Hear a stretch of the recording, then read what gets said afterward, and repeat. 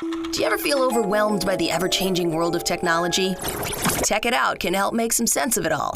Breaking down geek speak into street speak, technology columnist, author, and TV personality Mark Saltzman covers consumer technology each week for every listener.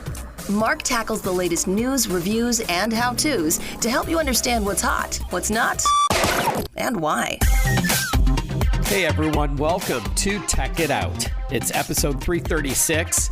It's both a 1-hour radio show on more than 100 radio stations across the country, as well as a 39-minute podcast available on all your favorite podcast platforms. However you're listening in, I hope you like my approach to technology, to break down geek speak into street speak, as the announcer says. Speaking of which, I'll announce it here first, that I just signed a contract to write a new Dummies book. This is my third Dummies book for Wiley. In fact, it's called Apple Vision Pro for Dummies, which will be out this summer or late spring. How to unlock all that Apple's ambitious mixed reality headset can do. In plain English, I'm so excited to start the book next week. So what's on this show today, you ask? Well, we're going to kick things off with what's new in wireless routers for the home. Wi-Fi is super important for all your tech. We'll be joined by D-Link.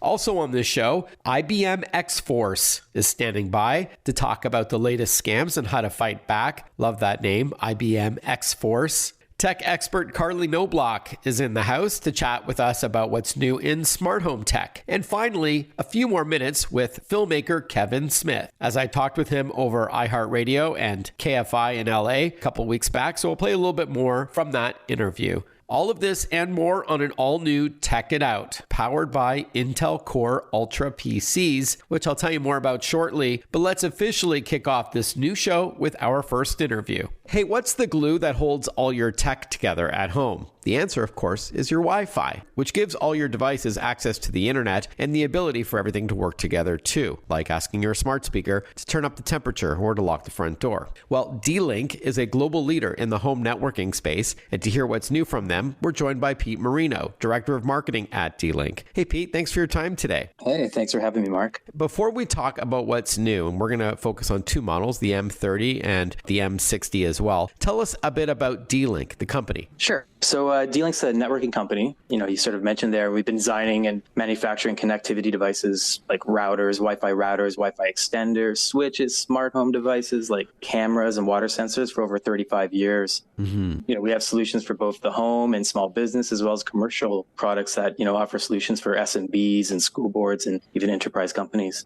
All right, but we're going to chat mostly about regular consumers and the Wi-Fi that they have or need to upgrade in their home. So without further ado, let's learn about the D-Link Aquila Pro AI M30. It's a bit of a mouthful, but I know there's a lot of technology here. So tell us about the M30. Sure. Well, the M30, it's a mesh router. It's under our new Aquila Pro AI family of devices. And so sort of as the name says there, this line utilizes AI, an AI engine to help people get better Wi-Fi in their home. So basically, everywhere from like prioritizing devices on your network to actively searching out for the best Wi-Fi channel to reduce interference. The AI is in there really to make your Wi-Fi better, right? Without you having to tinker with it. Mm-hmm. But the M30 itself, it's like you said, a pretty big name, an AX3000 Wi-Fi 6 mesh router. The AX3000, just so everyone understands, sort of represents the speed, right? So this router, it's a dual band router. It can hit combined speeds of up to 3 gigabits. So it's a pretty fast router. But, one of the big things that we focused on with this is a big pain point, which is really coverage, right? So, a single M30 unit can cover up to 2,800 square feet. And what's better is, it's got a special advanced antenna design. So most routers in its class, they have 4 antennas, right? So this one has 5 internal antennas. And that extra antenna is actually on the 5 gigahertz band. So for those who don't know, that's the faster Wi-Fi of the 2 bands. So it really results in, not only more coverage, but faster coverage, which is pretty cool. And on top of that, this sort of 5 antenna design, what's sort of cool about it is if you look at like a normal router, typically they have this donut shaped pattern for the coverage zone, which is, pretty standard. But the M30 creates more of like a 360-degree spherical shaped coverage zone. And what makes this sort of important is now, if you think about placing a router in the middle of your home, with this donut sort of coverage, you're covering a level and maybe getting a little bit above, a little below. Well, with this, 360-degree spherical shape, you're actually, shooting Wi-Fi up and down. So it's great for houses where you have an upper level and a basement and you have the router in the middle of the house. Yeah, I like that. And it's a mesh system, as you said. So just to bring everybody up to speed, you've got the ability to add more these pucks or nodes or bases, if you want, around the home. I think they're called access points, in order to broaden the coverage even further. Should you have a larger home or maybe an older home that has like concrete walls and other obstacles like that? Yeah. So yeah, that's the great thing about this M30 is it can be a standalone router, but if you need more coverage, yeah, you can mesh it with other Aquila Pro devices. So whether it be another M30 or, the upcoming E30 mesh range extender, or even the bigger brother M60 router. So it's a grow as you need solution. And I think that's what's cool about it, because sometimes, you might buy a mesh system in a 3-pack and sometimes it's overkill, and that's actually worse for your network when you sort of have too many nodes in it. So it's great to be able to go, hey, I bought one, hey, I need a bit more coverage, get a second one,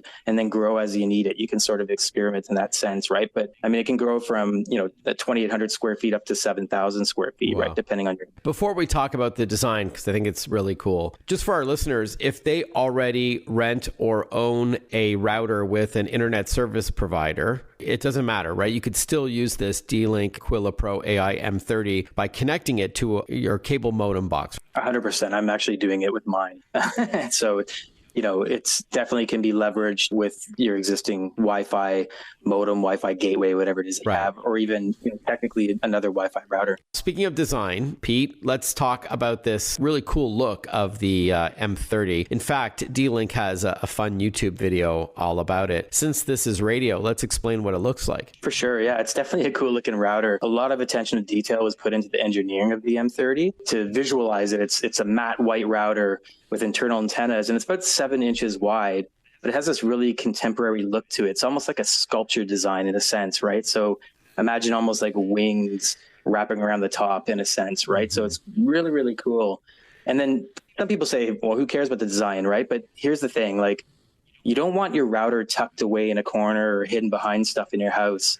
Really, to get the best way to get good Wi-Fi in your house is to place your router out in the open. So there's a science around the signals and why that's the case, right? But we designed a router that almost looks like a piece of art. So I think people feel more comfortable showcasing it out in the open. I mean, we sort of joke here, we sort of say like, Wi-Fi with style with this one. And that tagline really fits in this case. Because it's got broad range, you can even access the internet outside of your home in many instances, right? You play on your tablet on a backyard deck, like in the summer, sit on the front porch. You should be able to have that kind of range. Exactly. I mean, it depends on your square footage, and that's why a grow as you need mesh system, I think, is perfect for that kind of scenario, because you could start with the router, the single unit, and sort of see, okay, how is this, working for me? And then it's like, oh, there's a zone out in the back of the yard where it's not quite getting there. And then, you can add a second unit to extend to where you need to be.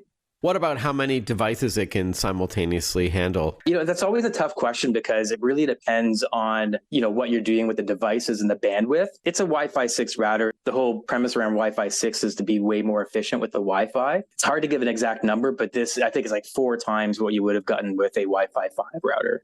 We are chatting with Pete Marino, Director of Marketing at D-Link. We're learning first about the Aquila Pro AI M30 router, now available. And we're going to now pivot and chat about the D-Link M60. Is this also part of the Aquila Pro AI family? It is, yeah. So the M60 it looks exactly like the M30, just slightly bigger, but it's a powerhouse of a router, right? So as the name once again says, it's AX6000. So really it's a 6 gigabit per second router. So really fast. And it's also, what's cool about it is it's got like the 2.5 gig WAN port. So just again, so people understand, that helps you if you've got more than gig speeds coming into your house, you can take more advantage of, right? Because you have a faster WAN port where you connect your modem into. It's got all the same features pretty much as the M30, except in this case, there's 8 antennas. So really strong range. You can, once again, meshable. So you can go from, 3,000 square feet up to 8,000 square feet using this product. Really, really, once again, powerful. All the same traits. Like, it's got all the AI features that really make your Wi-Fi super reliable and powerful in the home. So I was going to ask you then, how do you decide between the M30 and the M60? Presuming the M60 is more expensive as well. But so it's not if you have a larger home, is it if you need faster speeds, like you are streaming 4K video or you're a hardcore gamer, or is there other reasons why you'd go with the M60? Yeah, so I think again, one of the big reasons is if you're getting faster internet into your home, take advantage of that, right? Take advantage of the 2.5 gig WAN port. Both are fast, but really, yeah, if you got multiple gamers in your house, you may want to step it up to the M60 for sure. From a coverage perspective, right? It's a little bit more. So, if you really get heavy coverage, it's another reason to step it up, but it's very powerful. So, I think both routers, a lot of it comes down to price point too, right? Where someone's comfortable, purchasing a router at and what makes sense for their family.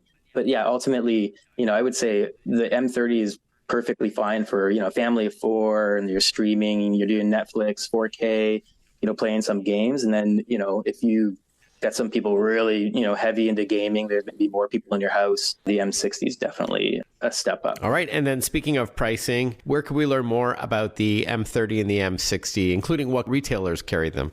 Yeah, the best place to go would be dlink.com. Everything you need is there, and you can search the whole product line. All right, dlink.com, DLINK.com. Hey, great to chat with you, Pete. Thanks so much for carving out some time to talk. All the best. Hey, thanks for having me. When we return on Tech It Out, IBM X-Force joins us as it's National Consumer Protection Week. So we'll learn how to fight back against fraudsters. These scammers are lurking in the darkest corners of cyberspace, looking to get at you and your wallet. So we'll give you some information to fight back when we return. Stay with us. Listen to Tech It Out whenever you want. Find the Tech It Out podcast at iTunes or wherever you get your podcasts.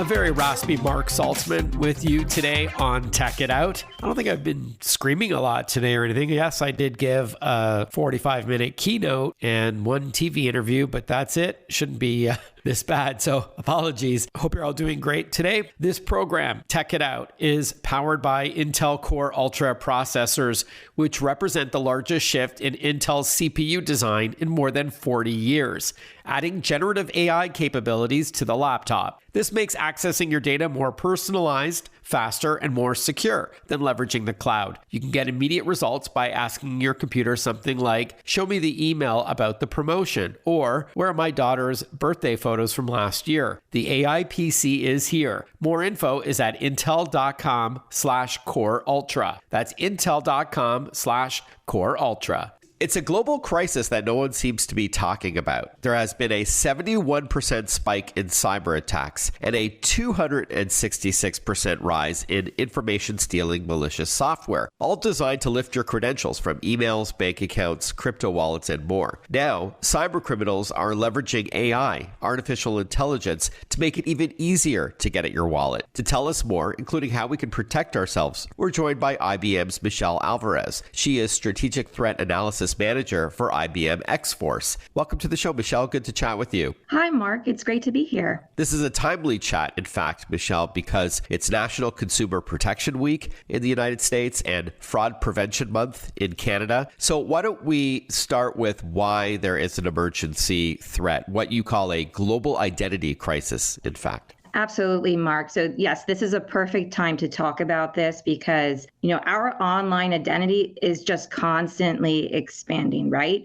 We're subscribing to more online services. We're creating more and more new online accounts, really. And we're just to a great extent reusing the same logins, right? We're not supposed to, but we are finding that, 71% increase year over year of the use of valid credentials, which is essentially a username password combination. That's how attackers are getting in. So we may not even know how many online accounts we have, right? I bet maybe if you were to kind of take an inventory, you could be forgetting a few. I might forget a few. So basically, when a breach happens and you get an email that notifies you that your username and password are compromised, you might not even remember all the places where you use those credentials. Fair. And of course, you need to go back and update those credentials. For sure. And I think you might have already answered this, but how are cyber criminals attacking our online identities? All of this information, all of this compromised credentials, it's making its way to the dark web and it's being put up for sale in illicit marketplaces for sale. And with really just a few dollars, maybe $10, cyber criminals can get a hold of thousands of credentials. They can then check to see where those credentials are being reused or still in use. And again, it turns out they're in reuse quite a bit. So the more and more that this identity is exposed, the big issue here is that it's basically irreversible. It's not like you can call up the dark web and speak to a customer representative and have your identity or your credentials deleted like you can with a legitimate organization. So attackers are really wagering on this. And so what we're seeing attackers leverage these username password combinations to log in versus hack in, which is a very big concern, Mark. They've realized that this is basically the path of least resistance. Right. And now you also mentioned that in our report, we say, hey, there's also been this 266% increase in info stealing malware. Well, this is malware that's specially designed to steal your credentials. And so you're stealing these credentials, using them against other accounts where those credentials were reused. And so how this might happen. Well, you get a phishing email. I think we're all familiar with phishing right now, right, Mark? Phishing with a PH. Yep. Phishing with a PH, yes. Basically, you unwittingly click on an email or an attachment, and then this info stealing malware gets downloaded. And then that's how attackers are now also stealing your email logins, your social media, banking info, you name it. And we saw this type of attack, the use of valid credentials, in 30% of the cases. Also, we saw the credentials might give them access to multiple types of accounts. It allows them to be stealthy, right? They log in and it doesn't trigger an alert, so they can do even more damage. Yeah, that's a good point. That's even worse, actually. And is it fair, when I hinted off the top, Michelle, that AI is impacting these attacks even more? Right. That's a great question. So, the short answer is that AI will certainly allow attackers to scale identity-based attacks. It will allow attackers to really target the individuals that they want to target and the organizations that they want to target. So threat actors are basically using artificial intelligence to uncover connections between various data points and basically identify and prioritize valuable information with these stolen data sets. If you kind of think of it this way, AI is very similar, or the use of AI that attackers would use it for is in a way that marketers would use it for customer acquisition. So attackers are using it for target acquisition, right? Essentially bringing up to the top of their list the likeliest targets that can be successfully compromised. And there's definitely interest. Attackers are seeing the value of AI. In the report, we saw over 800,000 posts on the dark web of attackers discussing AI. It really just tells us that attackers are exploring how they can use this technology for their attacks.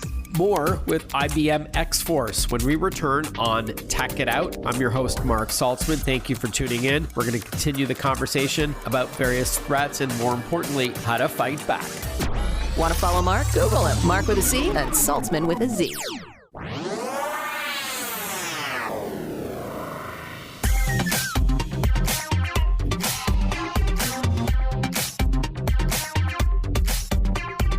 Breaking down geek speak into street speak. This is Tech It Out. Tech It Out with technology columnist, author, and TV personality Mark Saltzman.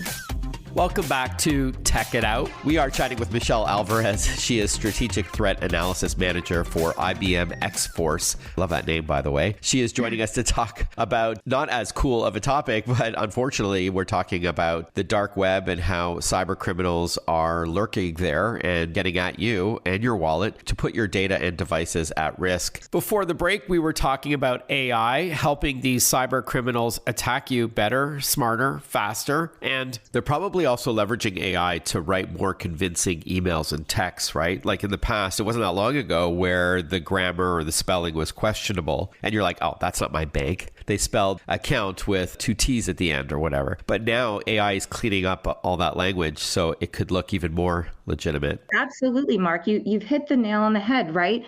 AI is going to allow the attackers to create more deceptive emails, right? So we fully expect 2024 to be the year of deception. More deceptive phishing emails, more deceptive deep fakes. Just like organizations will be using AI for legitimate ways to improve their processes, attackers will do the same, right? They're trying to improve their operations.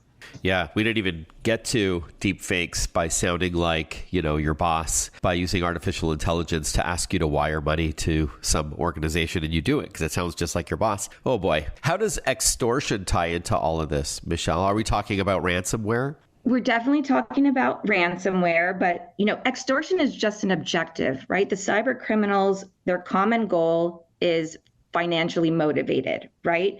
The most common impact that we tend to observe from cyber attacks are data theft and extortion. And usually there is an impact of extortion from ransomware. Ransomware, it encrypts your data, and then the attackers ask for a ransom in order to provide a decryptor to decrypt that data. And also, they can steal the data and then threaten to leak it. So those are two forms of how attackers are extorting ransom from organizations.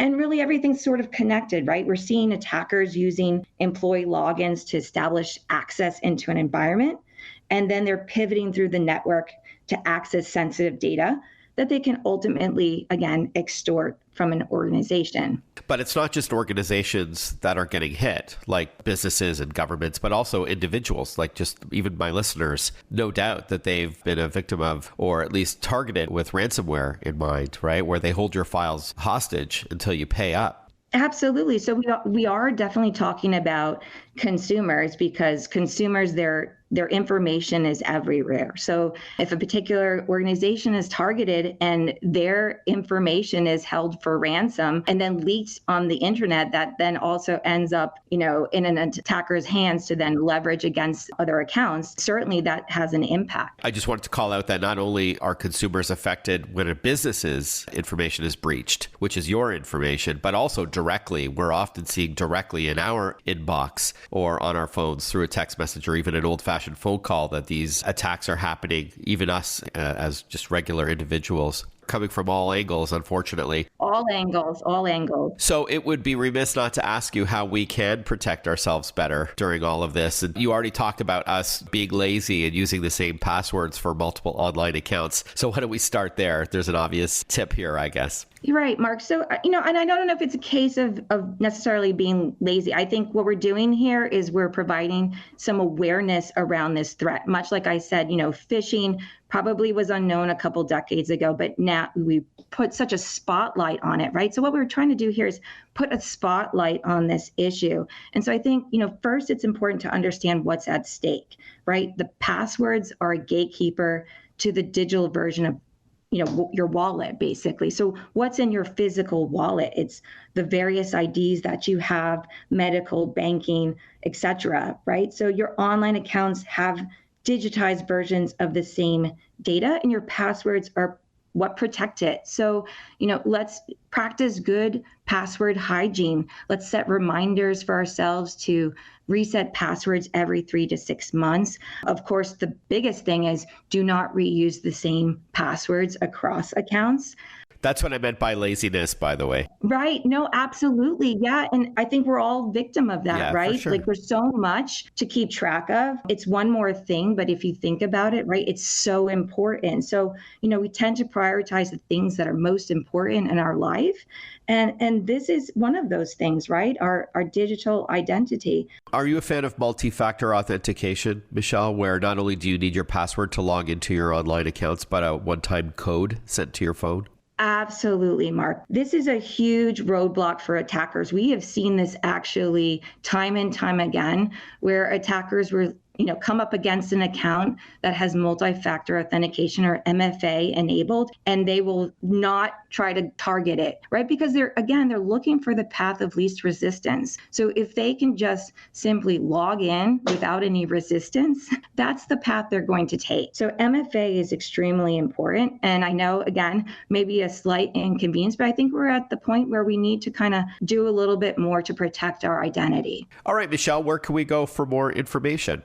Right. So you can go to ibm.com/X-Force. Our annual threat report is up there, and there's a lot of other information about the global identity crisis and other types of cyber threats that are targeting users right now. All right. That's a very easy URL to remember. ibm.com/X-Force, the letter X, F-O-R-C-E. Michelle Alvarez has been our guest. It's been great chatting with you. Very eye-opening, a little scary, but I think you've armed us with some great advice to fight back. Thanks again for your time, Michelle. All the best. Thank you, Mark. Speaking of protecting yourself, we cover cybersecurity a lot on this program and how you can best safeguard your data and your devices in the digital age, even if you're not tech savvy. One part of the solution is securely shopping online. And so I'm thrilled about my partnership with Visa on Tech It Out, as they've made some significant investments in fraud prevention over the past 5 years, as much as $10 billion, all to support Visa's brand promise to protect the financial information of individuals and businesses. Zero liability means peace of mind when you shop online using your Visa card. There can be no half measures when it comes to cybersecurity, which is why the company takes an aggressive and multi-layered approach to combating the rising threat of malicious software and other threats by well-funded and global criminal enterprises. Read more about Visa and how securing the world's payments is priority one at visa.com/security. That's visa.com/security. When we return on Tech It Out, we're going to catch up with Carley Knobloch, who's just outside of Las Vegas. She recently attended a home show, so we'll learn what's new and techie from that, followed by a few more minutes with Kevin Smith, legendary filmmaker who joined me last week on the show. We'll continue our chat a little bit later as well. Stay with us. A lot more Tech It Out coming right up after this short break. We'll be right back.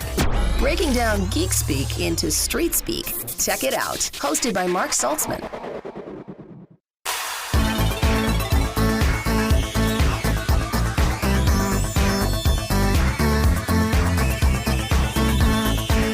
Welcome back, everyone. You're listening to Tech It Out.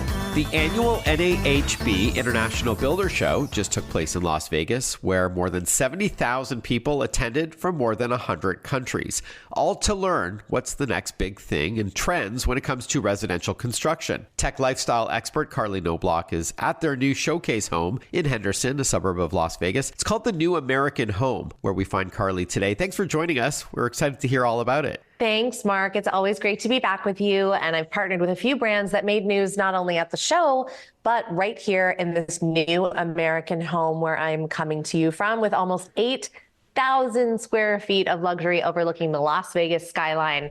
It's got energy efficiency, it's got cutting edge innovations, and of course, great design that homeowners want today. It's absolutely beautiful here. Speaking of innovations, why don't we start with a couple that can be found inside the home? Yeah, well, the heart and soul of any home is the kitchen, and also, let's face it, the laundry room, right? So we'll talk about both, but let's start in the kitchen with Signature Kitchen Suites 48-inch built-in French door refrigerator. I wish you could see this. It's drop dead gorgeous, and it comes in either stainless steel or panel ready options, so you can do that little trick of hiding it with your cabinetry. It's got so much room because of the French door style. Your groceries can really stretch out. But the big story is really all about the technology inside that keeps your food fresher longer, thanks to precise temperature control. It also has this 4-drawer feature on the bottom half with this really unique convertible drawer that can keep everything from deli meat to seafood fresh, or it can be turned into extra freezer space if you need it. And then let's talk about laundry with the LG Wash Tower. Again, this is a gorgeous appliance. It's got great features and great style in half the floor space. The washer detects fabric texture and load size, and it gets smarter with every load about what you're washing and how you want it washed. The dryer is massive, and it uses innovative heat pump technology to recycle heated air, which basically means you're using half the energy to dry each load. And plus it's ventless, which means you have so many more installation options. You can put it in your closet or, pretty much anywhere in the house because it doesn't need to vent to the outside. Also, again, it's gorgeous, the sleek design, and it has this beautiful center control panel that makes all the controls really easy to reach. You don't have to get up on a step stool. Both of these appliances, by the way, are Energy Star rated, so they fit right into this net zero home that I'm standing in. Cool. Yeah, I'm familiar with the ventless dryers, how they're good on your wallet, not just on the environment. And that seems to be a trend these days. And I like how compact the LG wash tower is. Not that you need that in an 8,000 square foot home that you're in right now. But for many people, or living in a condo or what have you, it's perfect. Yeah. And what's nice here, where you do have lots of square feet to stretch out, is that there is a main laundry room with larger units that are side by side. And then in the primary bedroom, you have a little wash tower. So, just kind of tucked into the closet. So you've got a second washer dryer that goes into a place that maybe doesn't vent to the outside or where space is a little bit of a concern. So, it's got the larger laundry room and then a smaller second unit as well. Got it. All right, Carley. And how about innovations when it comes to heating and cooling? Is there anything there at the show? Absolutely. Well, 43% of a home's utility costs are from heating and cooling. So that's a lot of cash each year, no matter how many square feet your home is. So choosing an efficient system is really critical. This home that I'm in features LG's heat pump HVAC technology, which moves heat from one place to another using natural heat sources to provide both heating and cooling. And it's a really smart alternative to conventional HVAC because by using electricity, heat pumps can actually make your home comfy and reduce greenhouse gas emissions, which saves you money and also helps the planet. So it's a really unique and interesting alternative to, again, conventional HVAC and works really well. We're chatting with tech lifestyle expert Carley Knobloch off the heels of the NAHB International Builder Show, which just took place in Sin City. And Carley is joining us to talk about innovations for the home. We covered the kitchen. That's the heart of the home for sure, the place where everybody congregates the most. We looked in the laundry room, chatted about innovations when it comes to heating and cooling and saving money. Now you've got this beautiful home, Carley. We want to protect it and secure it. So I understand you've got an example of some changes that we may see when it comes to securing your home. Yeah, well, a lot of people think of alarm systems, but really upgrading the doors in your home can make a huge impact on security. The new Masonite Performance Door System with M-Protect multi-point security lock can really give you peace of mind. M-Protect is 4 times stronger than a standard deadbolt lock, and it's so much easier to use than most multi-point locks.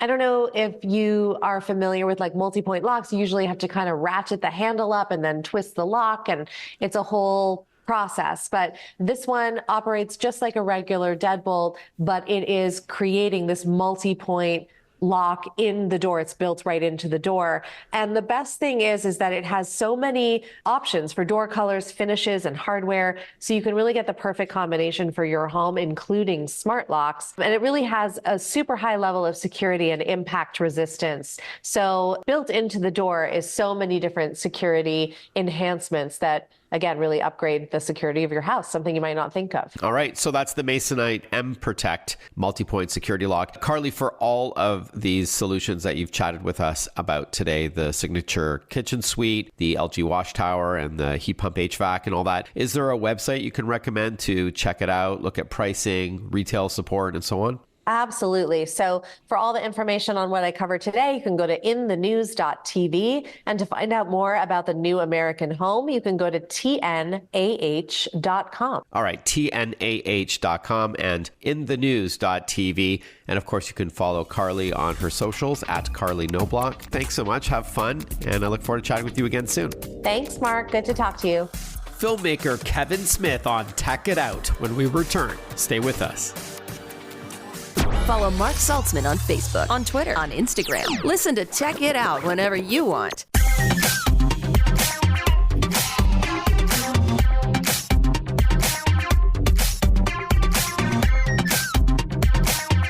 We catch up with legendary filmmaker Kevin Smith in a couple of moments, continuing our chat from the other week. But first, a shout out to Intel and its Core Ultra processor family, which powers the latest and greatest laptops, giving you generative AI capabilities on the chip itself. So it's not just a CPU, which is the brains of the PC, and the GPU for rendering graphics, but now an NPU or neural processing unit that gives you a personal assistant that's incredibly intelligent on the laptop itself, instead of relying heavily on the cloud. To see all of the AI PCs available, head on over to intel.com/Core Ultra. That's intel.com/Core Ultra. So a couple weeks ago, I was privileged to be interviewed by Kevin Smith on KFI, the #1 talk radio station in Southern California, and on iHeartRadio. We geeked out for a few minutes, and I've played some of those clips on Tech It Out over the past few weeks. Have a couple minutes left, so let's get right to it. I did ask ChatGPT, tell me some facts about Kevin Smith most people don't know about. Now tell folks, because there are definitely at least 12 people out there that don't